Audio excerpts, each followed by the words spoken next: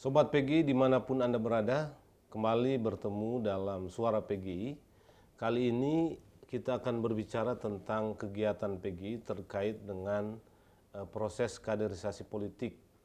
Nah, sebagaimana mungkin sudah kita ketahui, beberapa waktu yang lalu atau persisnya tahun lalu, MPH PGI mengangkat Pokja politik atau kelompok kerja kaderisasi politik.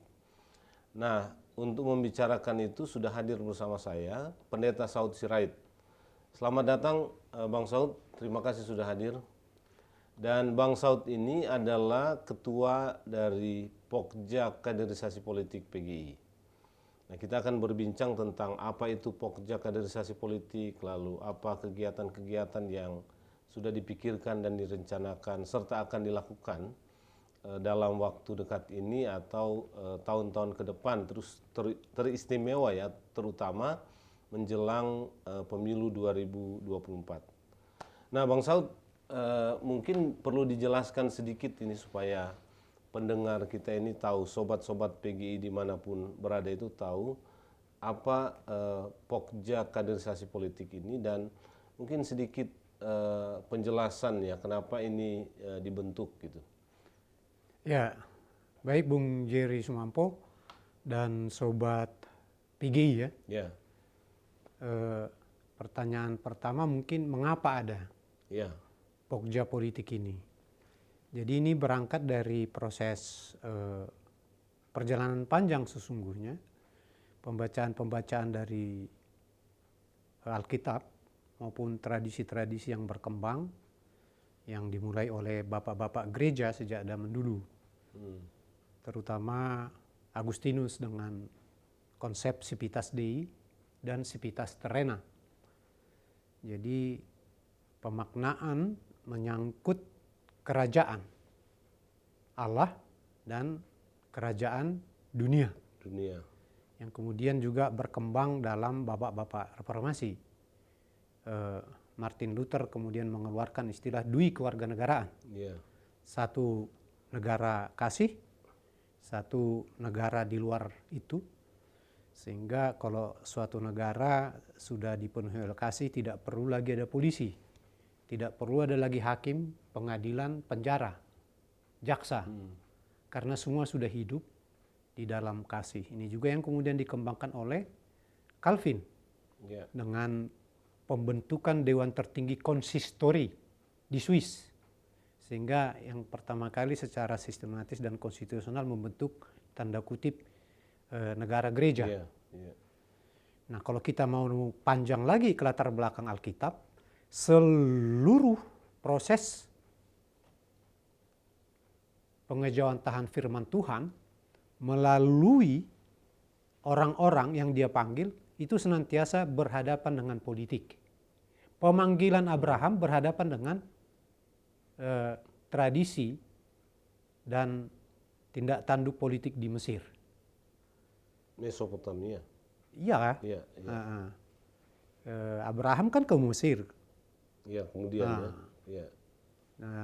bertemu dengan Abimelek, melakukan suatu bentuk deal Abimelek dengan teori sumber-sumber. Ya. Karena kapitalis pertama di dunia orang tidak baca adalah Abraham. Sebab emas pada waktu itu adalah sumber-sumber air.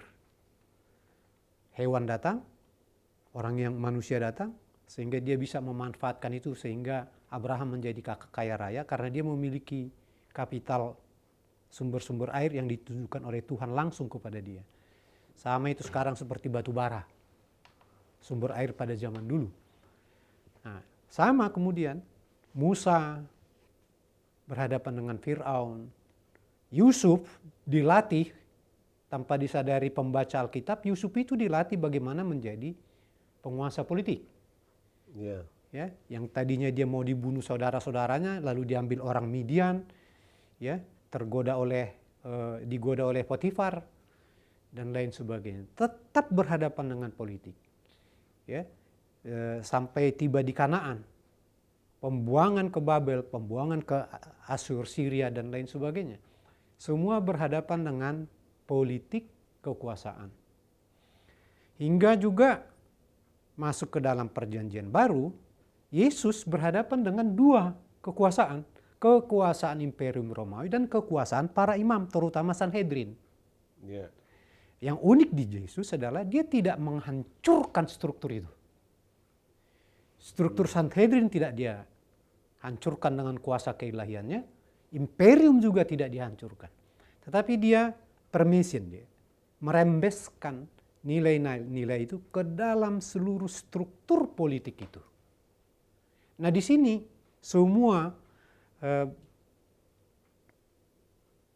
kesaksian Alkitab itu semuanya dipenuhi dengan ya berhadapan, mengambil keputusan, menyusun strategi, bahkan perang real, pembunuhan dan lain sebagainya. Dengan politik lah ya semua. Ya, totally. Ya, sampai terbentuknya kerajaan.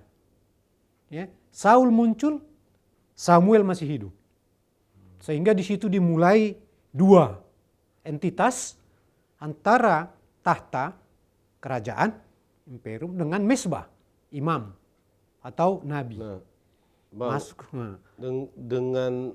dengan latar belakang Alkitab lah ya, saya katakan begitu. Ya, seperti itu. satu lagi yang paling unik, yang kita mengalami sesat sepanjang sejarah gereja, kata eklesia. Eklesia yang kemudian diterjemahkan sebagai gereja, itu totally berbeda dengan tampilan gereja saat ini. Ya, eklesia bukan badan ritual.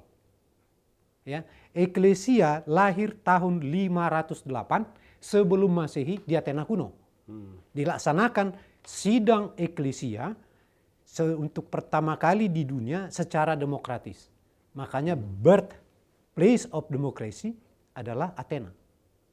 Tempat lahir demokrasi. Ya, tempat lahir demokrasi. Nah, pertanyaan kita mengapa Paulus mengenakan kata eklesia, melekatkannya kepada para pengikut Yesus? Karena pada masa itu ya Paulus itu abad tahun 3 sampai 68 Masehi. Ya tahun pertama ya. Yang paling brutal, membunuh, menyiksa, memberi makanan singa, ya, matador dan lain sebagainya, itu masa kekaisaran Nero tahun ya. tahun 57. Jadi masa-masa perjuangan Rasul Paulus, Dorcas, Tabita, Rasul Petrus dan lain sebagainya, disitulah persekusi yang besar-besaran terhadap para pengikut Yesus. Itu sah-sah saja. Karena Yesus mati dalam jurisdiksi hukum Imperium Romawi. Nah, kalau kita yang pernah mendengar kata PKI, lebih dari PKI pengikut Yesus pada masa Imperium Roma. Luar biasa sadis. Sampai ada dikenakan status hukum kepada mereka yang disebut malum illicita. Durjana yang melawan hukum. Apa konsekuensinya? Seluruh penduduk wajib membunuh. Kalau istilah kasar sekarang, halal darahnya. Itulah yang dialami para pengikut Yesus. Iya Bang, tapi gini, kita jangan sekarang membahas latar belakang itu. Ya, supaya kita masuk ke kaderisasi politik. Iya, maksud saya. Ini kan barang baru. Iya, sangat baru justru saya mau ke situ dari latar belakang seperti tadi ya, atau dari cerita atau dari memaknai cerita-cerita Alkitab itu, apa yang abang mau katakan terkait dengan nah di situ kaderisasi politik ini? Ini atau sebetulnya kesadaran PGI yang paling baru, ya. PGI melakukan dekonstruksi, ya, substansial terhadap pemahaman Alkitabiah mengenai politik. Jadi sebetulnya dengan membentuk kelompok kerja politik ini, PGI ingin menyatakan politik adalah urusan utama Tuhan. Iya, ya, termasuk. Karena itu dibentuklah kelompok kerja politik. Nah jadi kita kaitkan tadi dengan eklesia, perjuangannya, ya, sebagai kerangka strategi kata eklesia ini. Jadi sama sekali jauh dari soal ritual. Yang justru sekarang menjadi main course, main business, core business dari gereja. Dulu di eklesia itu tidak. Jadi gerakan sosial sebetulnya ya, gerakan politik malah ya. Kerangka strategi, karena bagi para penguasa Romawi begitu disebut eklesia, apalagi pengaruh pemikiran Yunani dan praktek-praktek kehidupan pemerintahan di Yunani itu mempengaruhi Eropa sampai seluruh dunia. Sehingga ketika kata nomenklatur eklesia ini dikenakan Rasul Paulus kepada para pengikut Yesus, para penguasa, aparatus negara, akademisi, senator-senator berpikir, oh ini bukan aliran. Jadi ini kerangka strategi dipakai supaya pengikut Yesus itu bisa terbuka luas melakukan pemberitaan Injil. Melalui apa? Merembeskan ke dalam tatanan dan struktur-struktur politik negara. Dan pada akhirnya tahun 331 Masehi, Konstantin menyatakan dia menjadi pelindung gereja. Gereja. Nah, akhirnya pengikut Yesus, kemudian disebut eklesia itu menjadi agama negara. Jadi sebetulnya eklesia adalah kerangka strategi menaklukkan imperium. Eklesia. Jadi dia gerakan politik lah. Iya. Gerakan Injil tapi dalam bentuk itu. Nah, ini yang sebenarnya tiba ke Indonesia harus. Supaya pemahaman tentang gereja itu nggak ritual. Jangan sambungkan eklesia dengan ritual, gereja kalau mau konsisten. Jadi PGI hendak kembali kepada eklesia yang murni dengan membentuk pokja politik.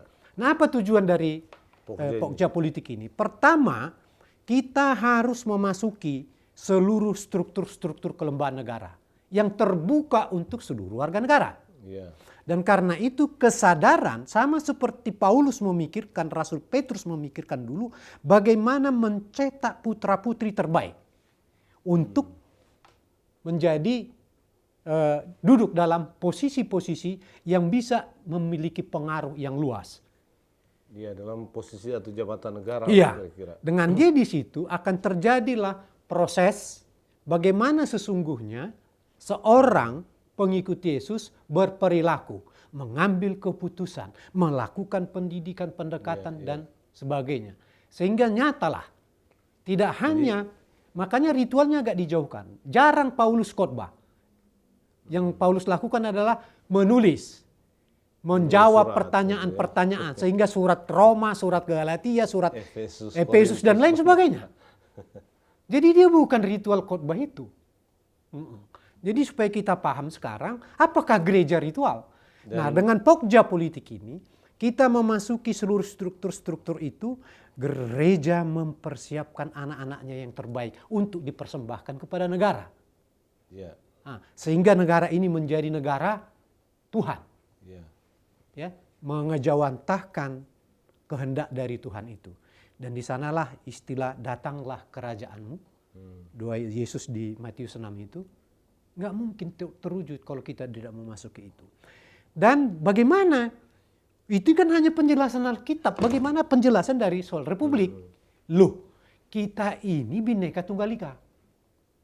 Jangan sempat kita kehilangan kewajiban kita, rasa percaya diri kita. Kita memasuki struktur-struktur lembaga negara itu adalah karena perintah konstitusi. Bhinneka Tunggal Ika. Itu satu, tapi perintah firman juga tadi kan. Ya tadi yang eklesia itu. Jadi dua bertemu. Kalau kita katakan konstitusi gereja Alkitab dengan konstitusi kita Undang-Undang Dasar Negara Republik Indonesia dan Pancasila, NKRI itu 4 pilar, itu kita Bhinneka. Harus, kalau dia mau Indonesia yang benar, seluruh struktur kenegaraan, lembaga-lembaga kenegaraan harus menunjukkan kebhinekaan personalianya. Jadi sebenarnya kelompok kerja kaderisasi politik yang dibentuk PGI ini berangkat dari dua konten substansi Alkitab dan substansi konstitusi negara. Jadi tadi Bang Saud sudah cerita panjang lebar soal latar belakang teologisnya, historisnya, termasuk memaknai secara benar lah, katakanlah begitu ya, apa istilah tentang gereja itu. Ada latar belakang teologis dan konstitusi yang terakhir ya. Bagaimana kaderisasi politik itu atau peran-peran warga negara itu semestinya dilakukan dan ditempatkan dalam konteks kehidupan kebangsaan. Nah, kita sudah ada pokjanya tentu ya. Mungkin kita perlu tahu juga Bang, apa yang kira-kira, kan pokja ini sudah sejak tahun lalu. Awal tahun ini ya. Awal tahun ini, sorry. Ya, awal tahun ini. Iya, baru 3 bulan lah. Ya, sudah ada yang dilakukan dan mungkin ada rencana ke depan yang mau dilakukan ya. Tentu salah satu tujuan besarnya itu tadi yang mungkin Bang Saud sudah sebut ya. Bagaimana merubah mindset dan pemahaman kita tentang politik, tentang kaderisasi politik dan tentang peran-peran politik yang mesti dilakukan oleh warga negara, khususnya mungkin warga gereja. Nah, selama ini sudah lakukan apa? Ya, terima kasih Bung Jerry dan Sobat PGI yang terkasih. Ya, kita sesuai dengan kalender negara terhadap lembaga-lembaga kenegaraan itu kita ikuti. Jadi pertama memang rekrutmen KPU. Ya, KPU Bawaslu yang sudah berlangsung kemarin ya. Dari situlah awal mula Pokja bekerja, memulai pekerjaannya. Dan puji Tuhan melalui proses-proses dari kawan-kawan itu juga kita ikuti, kita support. Ya, ada di Bawaslu, ada di KPU. Ya. Nah, kalau waktu itu apa yang dilakukan Bang? Kita pertama-tama menyadarkan dulu negara ini. Ya, kita membuat penjelasan bahwa kalau panitia seleksi KPU dan Bawaslu sadar dengan hakikat negara yang Bhinneka Tunggal Ika, maka itu harus tercermin di dalam struktur penyelenggara pemilu. Jadi ini kan memang untuk pertama kali ya melalui pemilihan yang bebas dan demokratis, selektif, baru pertama kali KPU RI ada putra gereja. Langsung? Karena Abang sudah pernah kan? Pernah, tapi kan PAW. Iya, maksudnya yang langsung terpilih pada dia saat langsung yang masuk pertama. 7 besar. Ya. Dulu saya 8 besar. Ya. Ya, jadi yang pertama dia, Agus Melas. Ya. Ya, dulu pun juga kalau Bawaslu itu sudah lama, sudah dari awal. Ya. Sudah dari awal. Selalu ada itu. Jadi di situ. Nah, sekarang ini juga sudah berlangsung untuk komisioner Komisi Perlindungan Anak Indonesia KPAI. Ya, sedang itu berlangsung nanti prosesnya. Tanggal 15 mulai fit and proper test, kalau nggak salah Komisi 7 DPR ya, atau Komisi 8. Ya, komisi. Dan juga ini Komisi Penyiaran Indonesia. KPI. Ya, sudah berjalan. itu sedang Ada berlangsung. satu ya. Ya, karena kita baru pertama kali memang kondisi kita ya sambil berjalan memperbaiki. Jadi ini masih berjalan untuk KPAI dan KPI. Pusat ya. Nah, kita siap ada yang mudah-mudahan ada juga 1 atau 2 nanti. Nah, saat ini juga sedang berlangsung pendaftaran untuk panitia seleksi Bawaslu untuk 25 provinsi. 25 provinsi Di Indonesia. Ya. Nah, ini memang juga masih tertatih-tatih kita ya untuk prosesnya. Tetapi nanti untuk rekrutmen Bawaslu di 25 provinsi itu kita memang sudah mempersiapkan. Ya, agak lebih ajak. Jadi kita akan sudah menyurati seluruh pimpinan gereja, juga pimpinan lembaga-lembaga keumatan juga PGI wilayah. Untuk nanti akan menyusun strategi bersama kalau panitia seleksinya sudah terbentuk di daerah-daerah. Bagaimana mekanisme kita? Juga mempersiapkan siapa calon-calon ini. Yang bisa kita dorong, artinya kader-kader gereja lah ya yang bisa didorong. Karena kita belum bisa menginventarisir di saat awal ini, siapa yang mendaftar nanti kita coba training. Basically tadi, apa itu peran Tuhan di dalam negara. Lalu apa dia? Nah, nanti juga keterampilan bagaimana melobi seorang yang ini, bagaimana mempengaruhi, bagaimana jejaring yang efektif. Artinya ini hal-hal yang akan menjadi pengetahuannya atau hal-hal yang menjadi bekalnya untuk bertugas nanti sebagai kalau jadi yang terbaik. Jadi dia memasuki suatu lembaga dengan pengetahuan yang komplit, skill yang cukup lah ya. Sehingga dia memang menjadi betul-betul saksi. ya menjalankan kesaksian Injili dengan jabatannya itu. Ya. Jadi ini yang kita sedang persiapkan, mudah-mudahan dalam waktu cepat. Nanti kita bisa inventarisir nama-nama di 25 provinsi itu. Ya, Ya, kemudian kita training, kemudian kita sampaikan ke para pengambil keputusan. Tetap dengan kerangka tadi, Bhinneka Tunggal Ika. ya. Harus tercermin dalam seluruh struktur kenegaraan di Indonesia. Nah, ini karena pokja kaderisasi politik ya. Ini kan tadi Bang Saud sudah menjelaskan ada jabatan-jabatan yang sekarang sedang mau diisi dan proses seleksinya sedang berlangsung. Baik yang terkait langsung dengan pemilu misalnya, tapi ada juga yang di luar pemilu seperti KPI tadi dan KPI ya. Ya Bung Jerry, termasuk nanti kita juga akan siapkan.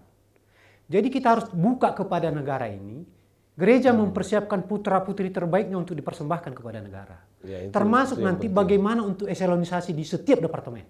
Ya. Kalau kita udah lebih siap lagi nanti. Ya. Jangan ada sampai sebuah departemen tanpa dirjen atau pejabat eselon 1. Kita ini masa transparansi dan meritokrasi. Ini yang harus kita dorong. Jadi karena panggilan konstitusi negara, kita bergerak, gereja bergerak, ya, mempersiapkan putra-putranya.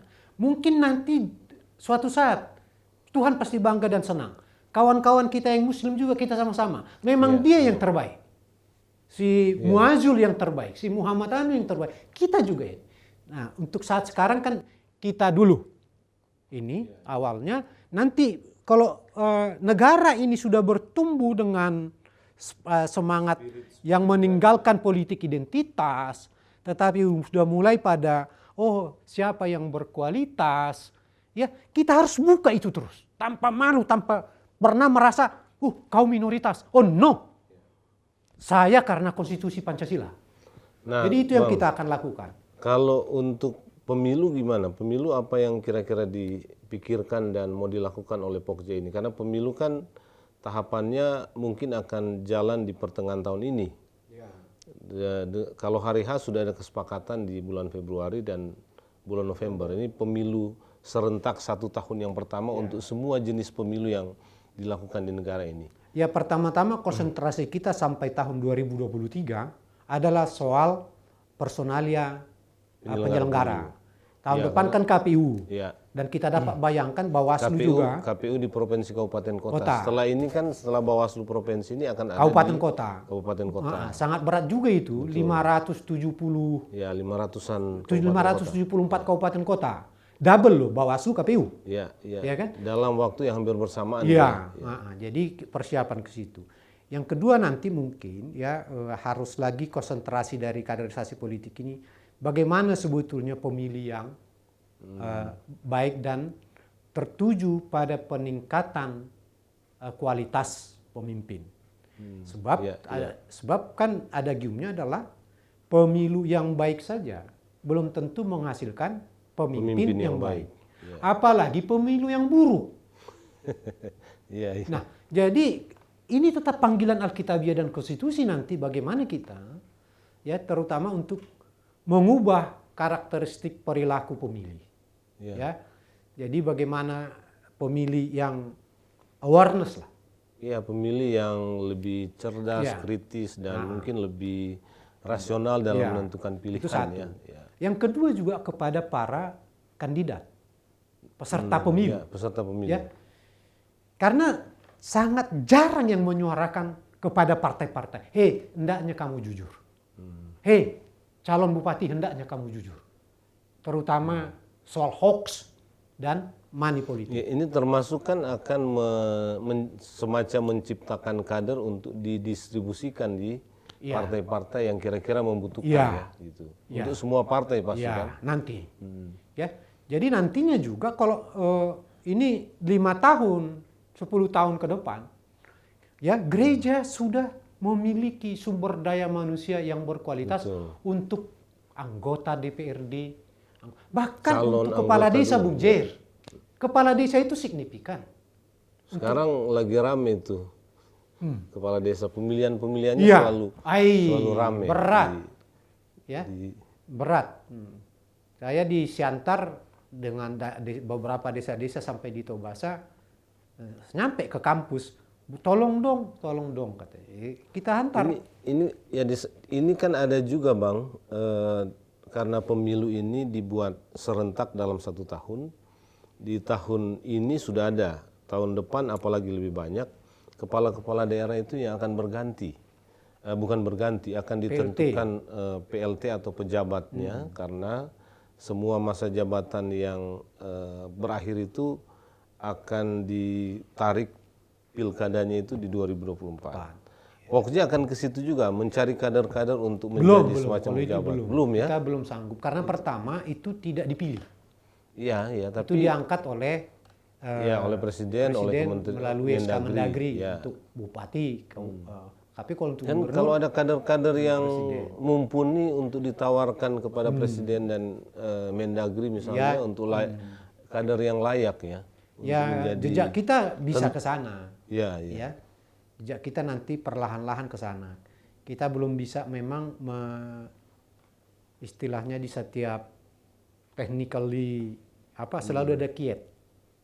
Kita belum memang terhubung bagaimana kiat di sana di soal pengangkatan PLT. Kalau begitu begini Bang, bagaimana Pokja ini mengelolanya ya? Karena ini negaranya luas kan, sementara Pokja ini baru ada di Jakarta. Iya. Bagaimana menjangkau daerah-daerah Ya. yang saya kira kadernya, luar biasa ini pertanyaan. kadernya juga ada di sana sebagian besar. Jadi surat kita kemarin yang nanti kemudian juga diimbuhi oleh surat dari Ketua Umum dan Sekung PGI, itulah pembentukan Pokja di PGI wilayah. Pokja kaderisasi politik. Iya, artinya di daerah-daerah ya. Nah, ini karena masih sangat baru, bahkan embrio yang namanya juga bayi baru lahir. Ya, bukan berarti tidak apa-apa, orang bayi juga bisa menarik, disukai orang. Ya, jadi kita akan segera itu. Ya. Saya kira ini akan mendapat sambutan. Sambutan pertama bisa yang bentuk pertanyaan negatif, political phobia, dan itu menurut saya sangat penting untuk kita jawab. Ada yang antusias, langsung truk. Ini juga akan menjadi satu tersendiri, momentum tersendiri. Jadi memang dalam minggu ini saya kira seluruh pimpinan-pimpinan sinode, ya pimpinan-pimpinan PGI wilayah sudah akan membaca surat itu, karena itu juga sudah dipenuhi latar belakang Alkitabiah dan konstitusi. Dan juga bagaimana nanti akan kita bikin program dalam waktu dekat ini terhadap calon-calon Bawaslu. Untuk tim sel dulu ini atau untuk calon tim anggotanya? sel kita sudah tim sel berproses, prosesnya sudah masuk semua ini. Kawan-kawan kita diakomodir oleh Bawaslu RI. Nah, nanti tinggal tujuannya kita menyokong masuk panitia seleksi kan supaya putra-putra terbaik itu bisa nanti masuk di Bawaslu provinsi. Paling tidak yang 25 provinsi yang sekarang sedang melakukan seleksi ya. Nah, mudah-mudahan PGI wilayah ini segera cepat itu dan kita dorong proses juga, ya. Kita dorong semua, kita hubungi personal, Japri dan lain sebagainya. Ya. Ya mungkin ini pertanyaan terakhir ya sebelum kita berakhir. Dengan semua ini kira-kira apa yang dibayangkan Bang, apakah oleh Pokja atau oleh PGI secara umum akan terjadi ya dalam konteks kehidupan kebangsaan? Tadi kan kita sudah bicara soal ada keinginan untuk mengelola kebangsaan ini secara lebih beragam gitu ya, makanya itu juga jadi salah satu motivasi untuk mendorong kader kita itu ada di sana. Jadi ini memang akan terjadi perubahan, ya dalam konteks kebangsaan tentunya, tidak hanya kan tadi berarti ada 2 layer nih Bang, perubahannya di gereja dan perubahannya di negara, di kehidupan kemasyarakatan dan kebangsaan secara umum. Artinya arah meritokrasi negara itu akan makin meningkat. Pada sisi lain daya-daya kritis di jemaat akan muncul. Sehingga nanti ya warga jemaat itu tidak lagi eksklusif. Dia mulai akan inklusif, ya. akan menganggap yang non-Kristen juga adalah warga negara yang dicintai Tuhan. Ya, sehingga nanti bisa. Jadi yang saya istilahkan nanti akan terjadi tanpa sampai ke bawah sadar, itu yang disebut critical engagement. Keterlibatannya yang kritis terhadap negara, terhadap masyarakat, terhadap bangsa. Kritis artinya apa? Dia sudah mengetahui mana yang benar, mana yang salah, mana yang baik, mana yang buruk. Sehingga dia udah terbekali melalui kaderisasi politik ini. Sehingga nanti dia akan muncul daya kritisnya. Kalau bagus, nggak perlu disuruh, dia akan support habis-habisan. Tetapi kalau salah dan buruk, dia akan kritik. Nggak boleh, jangan, mari ke arah sana. Itu yang kata kuncinya nanti perubahan di kalangan umat Tuhan adalah critical engagement itu. Oke.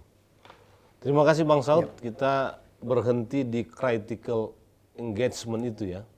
Jadi Sobat PGI dimanapun berada, kita sudah bercakap-cakap dengan Pendeta Saud Sirait soal pokja kaderisasi politik, apa latar belakangnya, mengapa, dan apa yang sudah dilakukan dan apa yang akan dilakukan.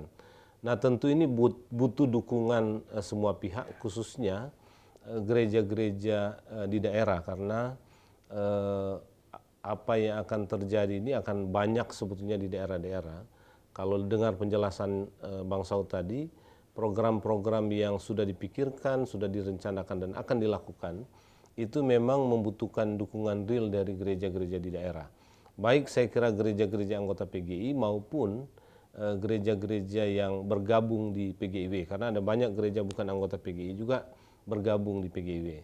Kita berharap apa yang dibayangkan tadi ya, critical engagement ya, dan kecerdasan warga, kaderisasi warga gereja yang hebat gitu ya, untuk mengisi posisi-posisi kenegaraan itu bisa terwujud dan kita bisa upayakan sama-sama. Saya Jerry Sumampo, kita ketemu kembali dalam Suara PGI berikutnya. Terima kasih.